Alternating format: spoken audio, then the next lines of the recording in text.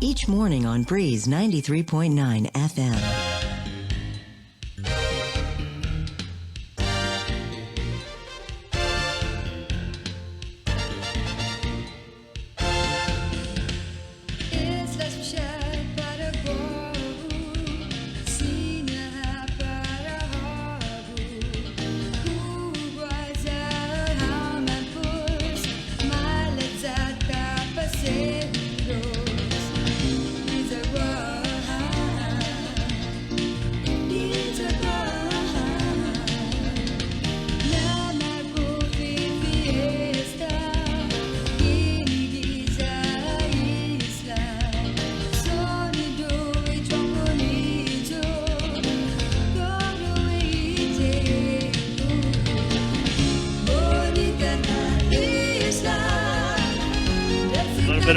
Chamorro there, Bonita, brought to you by Mount Carmel School.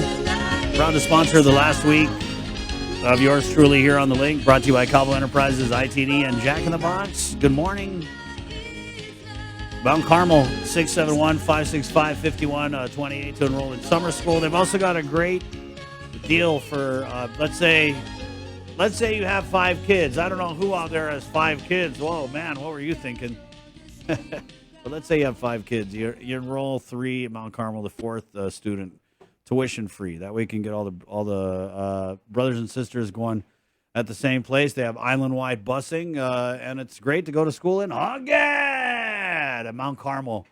671-565-5128. 729, Shawn Gumataotao of the KUAM Podcast Network joins us. Good morning, Shawn. He's of the That's It, That's All podcast. My friend, how are you? I'm good, man. Was that 5 kids thing at me because I had all 5 of my kids at Mount Carmel School at one point? Nice. Wow. So you got the discount. Yeah. Absolutely. Mine are too far apart to have got them all 5 at the one campus. Missed out. Right on. My friend, so we have a new episode of That's It, That's All podcast. And this one, man, I was just talking about the cost of living and just all the crazy increases that we've seen.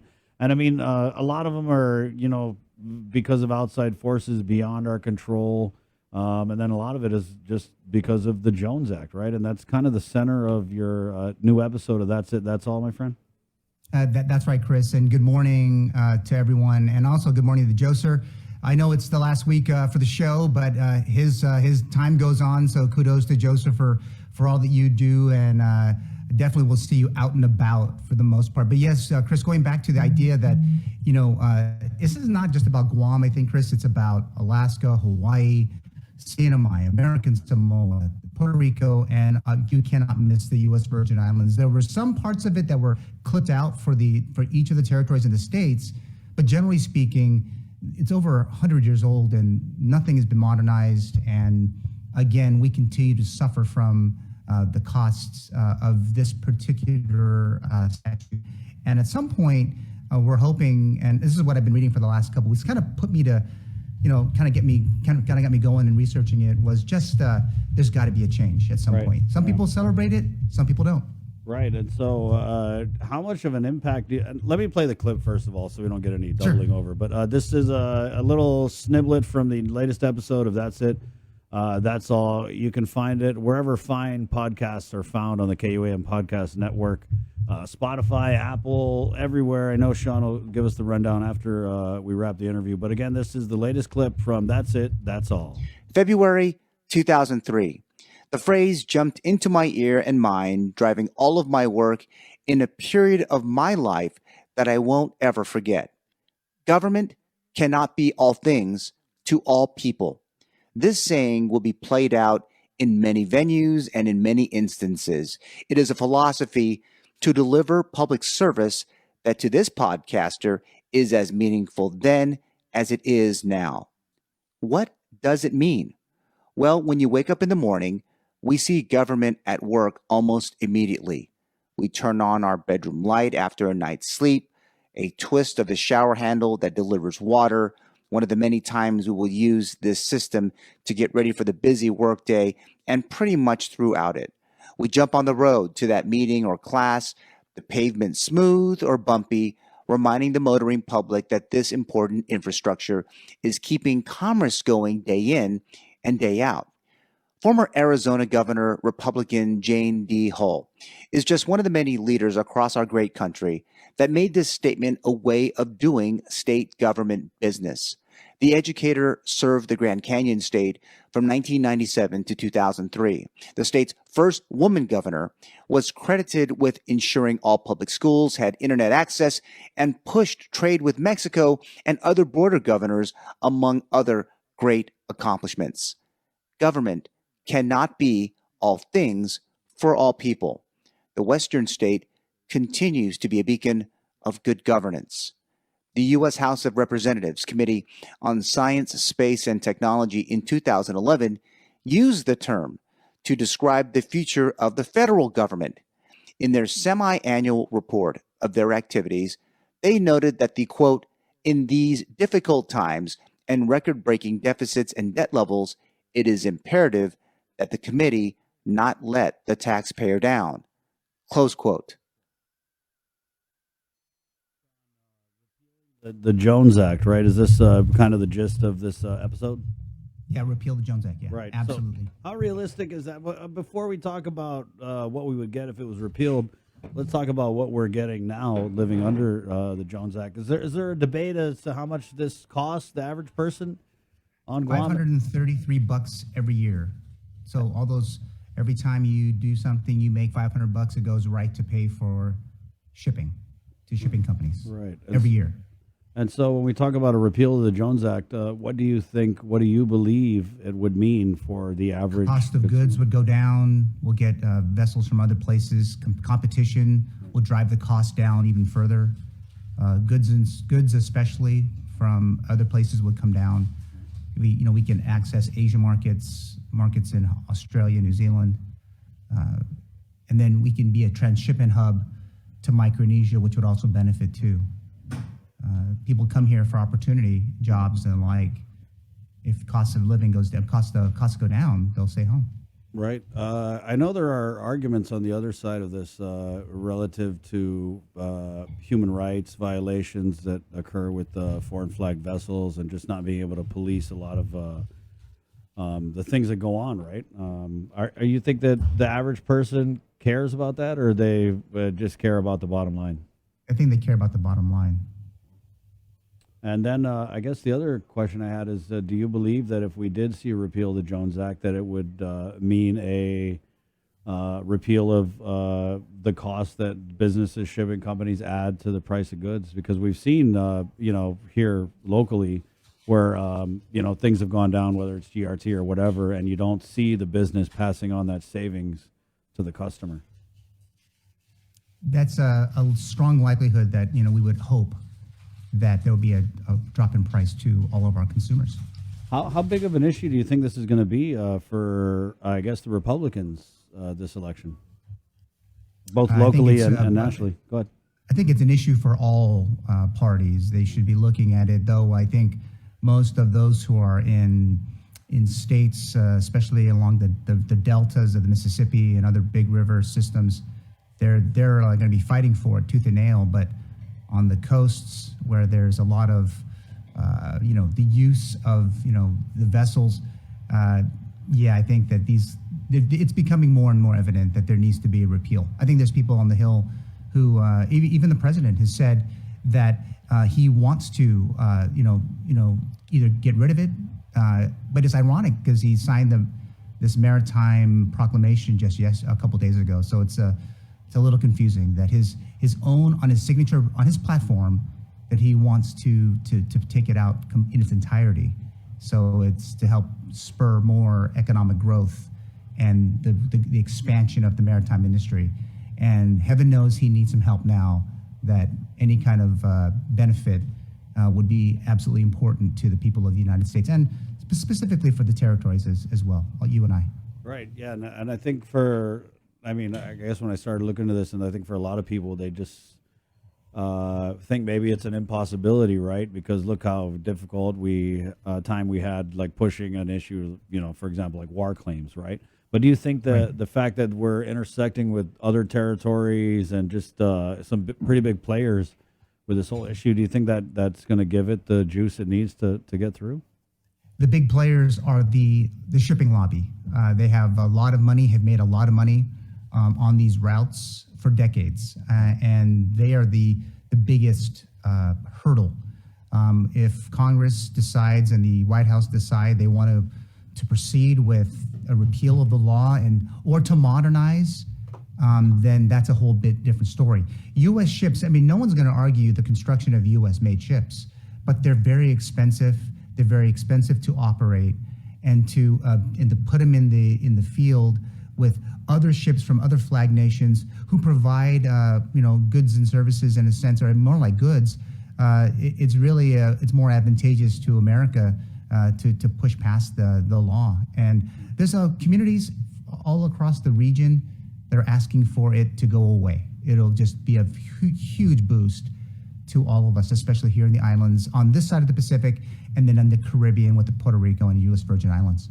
Yeah, I mean, you talk about the shipping companies, and I believe you said they've been making a lot of money for decades, right? And we're talking about Profit. this act, profit, what's over 100 years old. But, I mean, is there anything we can do outside of a repeal of the Jones Act? And I just think of this situation, Shawn, where you see the gas prices, and then you look at big oil, and they're posting record profits, right? And it's a similar situation with the shipping. But what we see locally is a lot of these shipping companies doing these like touchy-feely things that don't have anything to do with, saving us money in the pocketbook. So is there anything we can do outside of a Jones Act repeal? Do you think that the companies themselves would ever provide any relief to the consumer without, it being a situation where it requires a repeal of the Jones Act? There could be a waiver given to oil companies. We know that down the road that the even our local power authority is considering the use of natural gas. The whole issue of trying to go beyond the regular fossil fuels, right? And this is a great chance that if Congress wanted to take, especially because the cost of gasoline and fuel is going through the roof in oil, that they could take a waiver for oil companies and the like. Maybe that will allow some, a little bit of leeway, allowing more oil to come in from different places. Right now, it's very costly to ship that to Guam and to the islands in general. But there's been some talk about maybe do a waiver for oil companies and the petroleum industry so that the costs across the country can go down. And obviously that will in turn, it would drive prices down here because we would be getting it from foreign ports too. Right. Sean. That's my thought. Right. Yeah. A very thoughtful guy. Let's talk about the cost of living just generally on this island. I mean, there's a great story in the Post. They're looking at just some of the increases, right? And we've been talking about on KUAM. I mean, God, power, gas, food, housing, rent, everything. How do we find relief for the people of Guam who are, I feel like they're going to be going into the polls angry? It's not a good thing. I think so too. I think that if when you look across each of the parties today, and it's that offering that level of what is the intervention that you're going to provide? Are you going to create a law or laws that are going to reflect the reality of what's in our pocketbooks? Will the race for governor, will the leadership be there to ensure people are made whole? Obviously, the pandemic has created such a kind of pushed us apart. The isolation's hurt us. But even worse than that is that with the lack of jobs, opportunity, it's going to force different types of behavior from the electorate. And I'll be the first, I'll say it right now, like I told you the last time we were on the air, register to vote and then vote. But you're right, Chris, they will vote a bit perturbed that their policymakers just really haven't looked out for them and their best interests. And I talked to a lot of them, especially lately, and it's like, yeah, vote for me. It's like, well, we voted and we need to get some kind of changes now. What are you going to do now in its stead? And taking a harder line stance, I think we all have to. The community needs our leaders to step up. They need to be able to articulate what is the plan to get Guam pushing ahead and very quickly, or else things can be very, very rough down the road. I'll just say that when you got, how much is it in the bank now? $344 million? I think that's the numbers. It's around 322. I think is what that last number is, according but to these BB Mars. conversations that we have, Sean, though, they hit very different. Knowing, I mean, it's like I was texting someone the other day, and I was like, yeah, when your neighbors when you're starving, and you look over your neighbor, and they got 344 million in the bank, it just hits the wrong way, right? And so, what is going to be the challenge for the incumbents to roll out this aid? I really I thought that they would extend the program in Salapi. The application period actually ended a couple days ago. And I thought it would have been a great idea to extend it and allow people to double dip and maybe get another $300 because, Lord knows they've had problems getting out that $300. I talked to people who applied a while ago. They haven't got it yet. Other people have. And Chris, it's interesting that application process is very tedious. And if you look at the application for the pandemic assistance grants for small businesses, it's as tedious. So they're not making any of it easy for anyone in our society, whether you're just a regular Joe Schmo or you're a small business just trying to not close your doors, including my small business too. It's the same, and which baffles the mind. Why isn't it easier? And I think that's where things are really gonna have to, 300 million isn't going to evaporate that quickly. I don't think that unless they just do something very dramatic, but it's just not going to be spent that quickly without some issues that would be abound. But yeah, it's just so tedious. Yeah. Let me play devil's advocate here because I could imagine maybe the comms department down at Adloop listening to what you just said and maybe shouting at the wall, how much easier do you want it to be? Right. First off, if they're yelling at the wall let me just remind the public that when you apply for $300 and you're applying for the minimum of $10,000, right? It's the same process. It's very tedious. And the same people that are actually reviewing it, it's about maybe the same amount of people are applying. I mean, people get turned off having to apply for something as tedious as gas coupons. I mean, $300. I mean, I know, Chris, we have a lot of people listening today that don't have that kind of money right now, but it's a turnoff. I just won't drive my car. I'll stay in Telefofo. I'm not going anywhere because to spend the amount of money with the cost of the gas today, we're not moving. That's for sure. Yeah, I mean, I feel when we play that commercial with that guy who got the 300, because that 300 is long gone. Yeah, no, it's not only long gone. I think he blew it within the first month. He drove around a couple times. Oh my, I'm out. Maybe the first couple of weeks, Sean. 300 don't go as far as it used to. I mean, even like I said, in January. Maybe I was giving him the benefit of the doubt. He's probably going to check, family or going to work, trying to take care of life, and all of a sudden it's just evaporated. Yeah. It's just, and then to say, oh great, I got it. I think it's very concerning. It's going to be a challenge. Going to be great. We did have a couple comments here. Sean Odia comments, so true. Programa Salapi takes too long. Online applications are not processed as per staff. The system is too slow.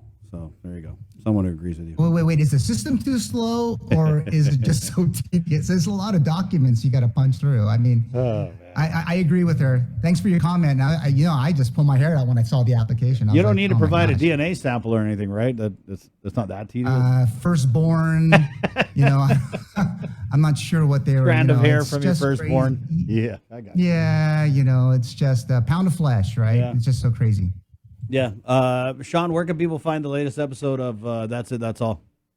Oh, yes, absolutely. Chris, you can find it on Spotify, Apple Podcasts, Stitcher, Amazon Music. Also, the podcast can be found on the iHeartRadio app and on Pandora.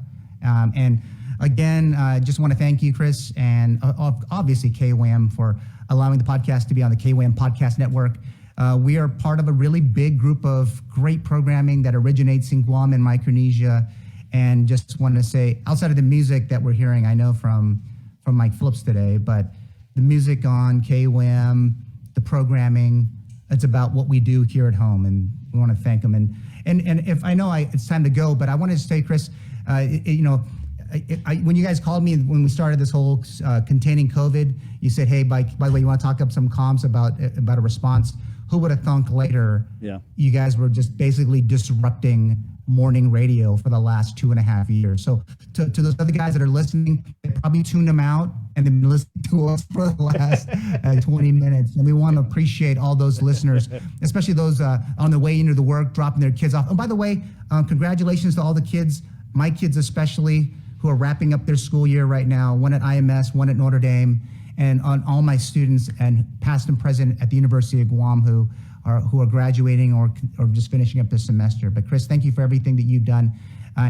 This is not goodbye. This is I'll check you later. And Right on. That's on. Get those tacos ready, my friend. Yeah, I think Trish is gonna warm up the griddle for you, bro. Thank you. I see you, my friend. All right. Thanks again, guys. Thanks, Yes. Joser. Have a Good good stuff. Shawn Gumataotao. That's it. That's all podcast. Yeah, I mean, it's this program is still up. I mean, yeah, some people are mad that it's so tedious. Others are, hey, you're getting $300. Stop complaining. So, we see a little bit of both. Some people are just not even bothering to apply, right? And I think it is a thing. There's a person in this studio who saw how tedious the process was and said, you know what, forget it, never mind. But I'll just say it's $300 that you wouldn't have had, right? I mean, what are you going to do, though? 7:49, Tuesday, May 24th. What you can't do is apply for it because the application period's closed. So all this, all these concerns we're raising are kind of moot because they've actually closed the application process. Will they reopen it? Yeah, I'm pretty sure they're going to reopen something. They've got to have there's got to be something big. And Shawn talked about, the money's not going to evaporate quickly unless they do something big. What is something big that they could do? I mean, is there a willingness to just blow the wad right before the election, all 300 million of it? Right? Because if that's the point, then let's just give everyone $1,000 like they did over in CNMI. They gave everyone the $500 DB card, right? And you could only use it on island. I don't know. It's a tough call. Because, anytime you've got $300 million in the bank, and the thing about, bankers, they don't spend money. They sit on it. That's just what they do. But we're not being run by a bank, and that's kind of the issue. And I think a lot of people are just upset by it, that we've got this large amount of money sitting in the bank, and people are hurting, and day after day, headline after headline, right? If it's not drugs and crime, it's hitting you where it hurts, which is in the purse, in the wallet. And that's not good. Not a good look in any year, but especially in an election year, right? 7:51, Tuesday, May 24th, 2022. Hey, we're brought to you by Calvo Enterprises, ITD, and Jack in the Box. Thank you, Shawn. I know you like to hang around for the little epilogue, so I appreciate that, my friend. And take it easy. There you go, Shawn Gumataotao. 7:51. We're going to play some Malfunction and take a quick break. And we actually have a special in-studio guest. He is a recent Culture Club nominee.